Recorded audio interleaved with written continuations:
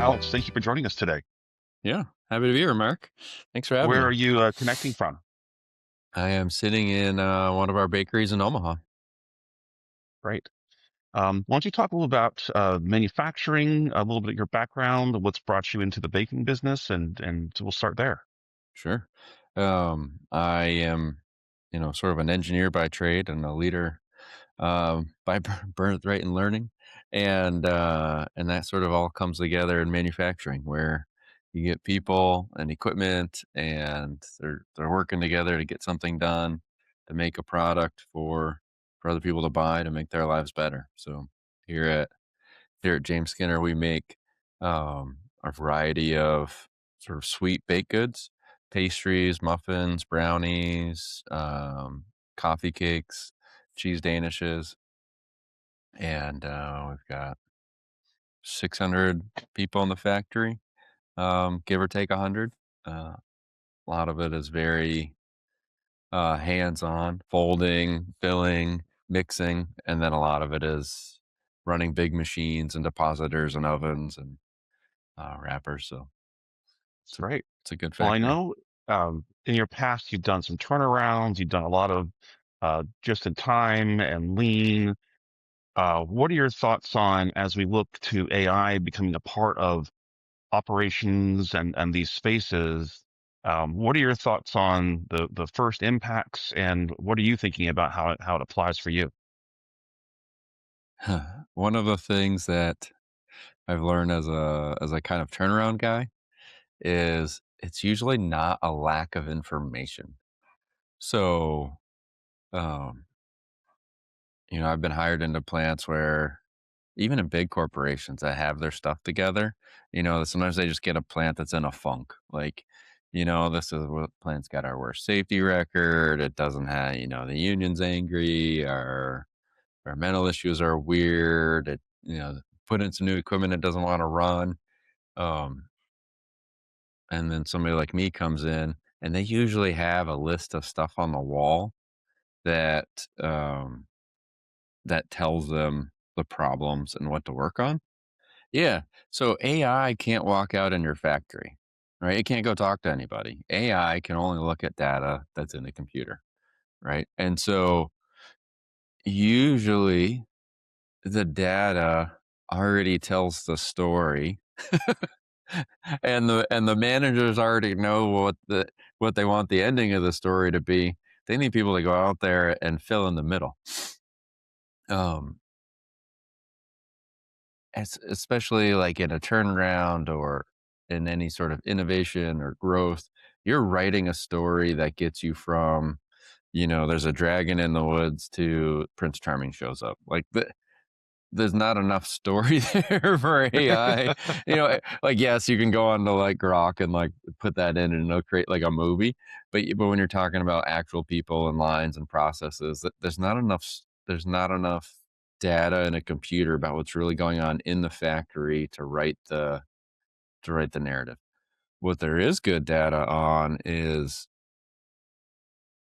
when you have a pretty well ran factory with good data and it's in the system, and you've got stuff that is sort of recurring or pattern recognition, where the pattern, like you feel like there's a pattern but just outside your grasp.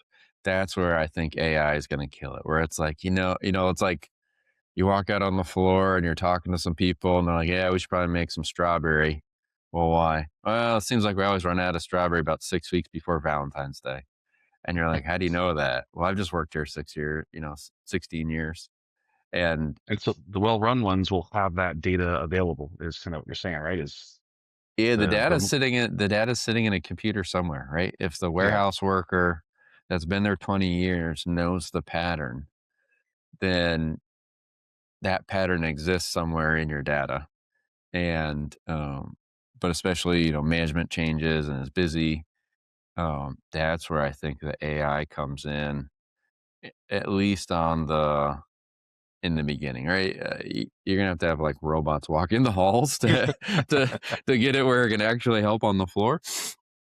Um, but at least initially, it's finding those patterns that are existing that you can't see or they don't necessarily make sense, but but this should be able to find like, everybody sort of knows, well, I need to staff an extra 5 people on Mondays, because we have more call-offs on Mondays, but, oh, this is Super Bowl Monday, let me add an extra 15 people. Those sort of patterns that your experienced managers have, um, in theory, AI should help be able to find those things faster and put words to them faster. Um, It sounds like you're saying that when there's a turnaround, it's hard to apply because the data is absent. When it's going well, you might have the data. Now it's making sure that that's been presented up to the AI to help drive decisions. And that yeah, might be a good first touch point. yeah, I know that's something we worked with one client. This is automotive manufacturing, so a little different, but similar.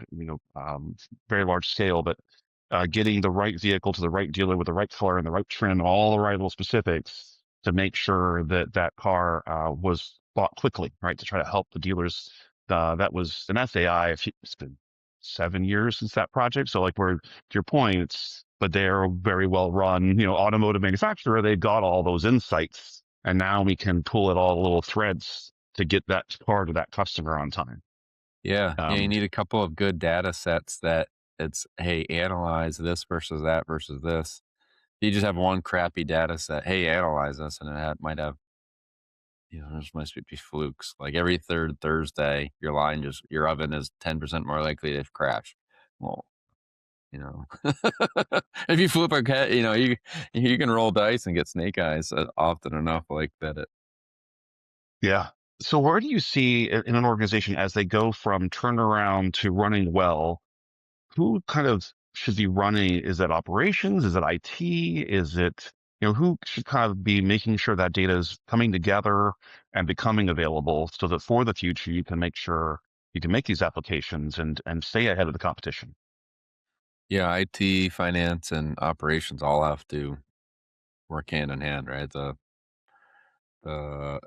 data has to be recorded all the same in the right ways where it's all the same and connected. I've seen where we put in productivity tools on the floor to track downtime and uptime and OEE and throughput. Uh, and then accounting has tried to use those numbers to say, hey, your throughput is up 15%. I'm going to budget massive labor savings. It's like, whoa, whoa, whoa. Wait a second. Like, no, no, no, no. Like the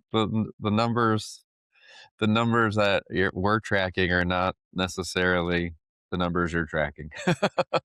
Just because a bagger is 15% more efficient doesn't mean I need 15% less people in the entire factory. Right. uh, Right. It almost gets used um, against you as you work to get the benefit from the insight is being applied inappropriately by other groups. What yeah, comes across. and I think that's one thing that I've seen AI help a little bit with is modeling faster. So like we had a pest control uh review, and we basically just gave them a picture of our floor plan, and their little tool, I guess, like traps and where it all goes and the layout. And, within 3 seconds of them taking a picture of our fire extinguisher map, they had their pest layout. And that used to be hours and hours of somebody's time. And so I think people will start to get where the AI understands what a factory is, where you can upload your floor plan and say, this is where we're measuring these things. And then this is where it ties into the ERP. And it'll start to make those leaps and start to help with like the heat maps of here's your problem equipment, here's your problem employees is the one that I think is like, that's the one that's going to cause all sorts of problems in America. Some of the Yes. earlier reports in China I've seen where they put sensors in people's helmets, and then they track their productivity and where they're moving, but it also like weekly monitors brain activity. And then they're using AI on that, so it's like they put their sensor on and it says, "Actually, you should go home today and take a nap." Jeez. Because, you're not your brain waves are, like, 20% more likely to have a lost time accident, so, uh, you know, when that starts to happen in America, it'll be really weird because we have supposedly this freer country, but we also have insane worker rights, Yeah. um, and labor Especially compared to protections, China. Yeah. right? And it's Yeah. really China does hard. not do that. Yeah, China does not do that. And so Yeah. as we start to have, okay, here's our wrappers, here's our operators, give us a scorecard of the operator's ability to run the wrapper. Well, when AI does it, there's not gonna be as much wiggle room. Right. Right, with a supervisor, like, a busy supervisor remembers to, like, write it down and l check up on it, and one's 10% worse than the other 4. Like, "Well, is it really their fault? You know, haven't they had the proper training, or you're just singling them out?" And it's like, AI might start being vicious about that kinda stuff. Well, to take it all the way through, to your point, Alex, it's not so much AI as it is just automation in general. Of course, there's a McDonald's now in Texas that's run by one person, and it's all Yeah, automated. And it's just a matter of refilling pieces and making sure nothing gets jammed and customers can come through. So then it becomes the ROI on machines versus the cost of setting it up and one person maintaining it versus a bunch of humans in there. But to your point, there's no more union risks. There's no more people calling in sick. You don't have to worry about hangover day after Super Bowl. It's just it runs. And yeah.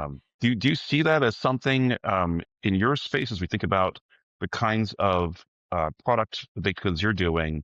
Is that a future state that's out there somewhere, or is it there's enough complication and touch points that having the human in there will always be part of it? Um, I think on the near term, the human will always be involved. When you look like, 'cause food is entertainment, and, and when you eat, doesn't matter how great the food is, you get sick of it if you eat the same thing over and over again. And so, Coke and Pepsi constantly try to reconvince everybody that it's their favorite thing and they need to love it and have it again. Um, but very few people will eat exactly the same food over and over and over again. And so, but they will have it, maybe once a week or at church Sunday or that kind of stuff. But people also like to try new flavors. So I think in the baked good space, anything that is that sort of extra take and enjoy type of space, there's always gonna be changes to flavor, shape, the sort of the entertainment value of that food will always have some demand for change and different, and that makes automation really hard, right? McDonald's, you can have whatever you want, but it's on the menu. Yes, Right? exactly. Like, Yes, there's yes. it's not, and a lot of restaurants have that too, but, like, there's multi steps, like, the Mc the McDonald's restaurant is basically take it, heat it, stack it, ship it, um, so their menu is more open to that. I think that makes Uh, sense. That's what you're saying is that because your product has to change periodically, the refit costs would be too high to have it be automated. That's kind yeah. of what you're saying, right? Yeah, we've looked at, it's like a refit and a size versus volume and throughput of where it pays off. So our strip Danish line, which is 3 strips of laminated dough that get twirled, put in a pan with like cheese and fruit filling and then topping. Yeah. We are hand placing those strips in the pan, Wow. and we've had quotes, and we're still open to more quotes, but the to automate putting those strips in a pan, and we're the biggest, pretty sure we're the biggest factory doing that like in the world, which is probably why the automation doesn't exist also. But um to get the number of pieces put into a pan in an automated fashion, even without AI or like advanced robotics, just a normal bread automation, doesn't have enough payback, um, because you would have to have a much slower line, like running around the clock. Well, we don't have enough time in the day to have that. So you can have a whole bunch of people standing right next to each other doing stuff in a complicated way. that you can't fit into the building with robotics, and if you do, they're stacked up and in a weird configuration and costs a whole bunch of money. So Yeah. there's some of it where it's a complicated movement, which can be automated, but you need space and you need time and you need capital, which means you need a lot of throughput to make it worthwhile. And then one of our other lines where we make a huge variety, cheese sandwiches and bear claws and bow ties. Almost every day we're making a very different shape, layout, style. And so we have hand folders who are, doing this. Well, their changeover time is zero. You're like, Yeah. here's Yeah. what we're making today. Exactly. Okay, we fold it this way. We fold it that way. Or if that was robotics, you would have, several $100,000 toolkits that have to be changed out. And your line gets really, really long because where one person can do multiple access, multiple hand rotations, if you start going robotics, it's like this section does the left flip, and then another 4 feet down, this section does the right flip, then another 4 feet down, this one does the back flip, and your line has to get really long to do multi-axis moves like that. So we were talking about robotics, and we've been looking at, to your point, the cost um, trade-offs. So there we found the robotics humanoid, right? So to your point, don't change anything. Just plug a humanoid robot in where a human was. And one example in the manufacturing was being able to take, I've got a pallet full of part A, B, and C, or three pallets, A, B, and C. I need to take each one of and put them into a kit for going into the next step in the line. And the robots can do that. But to your point, the cost of the robot even is so high that, and we don't know how long they're bits will keep running, and the cost of replacing them can be high, and now we got to have two because if one part of the thumb goes out you got to replace the whole hand. So pretty quick you've got two robots, not one, and you've got the replacement parts, you've got downtime. So pretty quickly, even right now at least with the robotics, it's not, never mind line size, it's not cost effective, to your point, even with things it could do without having to retrain. And Yeah. just not quite there yet on costs and trade-offs Yeah, humans are capabilities. actually not all that expensive. I mean, they're expensive, but they're not that Relatively. expensive. For certain tasks that are complicated, the human machine is very effective and fairly easy to set up and train and operate Everything we built so far compared to was a around robot. us, and so we fit right in. Yeah, yeah, Yeah. it makes a lot of sense. So, Alex, it sounds like as you look forward to the next maybe let's 5 years or so, pretty confident there's benefit for AI if you're applying it where you've got good data sets, but the core fundamentals are really the point. Is that kind of what I would take away from today? Yeah, and I think the opportunity for AI will be in that manager space. So on the factory floor, people are doing stuff over and over again. Sort of at the executive level, you've got your kind of your big numbers. AI will sort of help in there. But I think there's a room in the middle where the floor people are doing stuff. They're not necessarily have the time to go do the analysis, and the analysis is kind of complicated. But as AI gets more and more ERP systems will have an AI attachment, Yeah, and those things will start to drive some understanding where it'll start to say, "Hey, you might want to look at this. We've noticed this trend, or we see this, or um, you put in that you want to run 3. We suggest you run 7 of these, or you skip it this week and run it next week because this customer never picks up on time." yeah, Right? That sort of like 30-year person in the factory who's been there forever just sort of knows this stuff. That's where I think AI will really have the opportunity to take off because you have that generation is retiring yeah, all over the place, and you can't get them tomorrow. Like you hire young people, but they just don't have that like trending ability experience. And they're also just not wired the same. Um, newer people are not it's just it's different.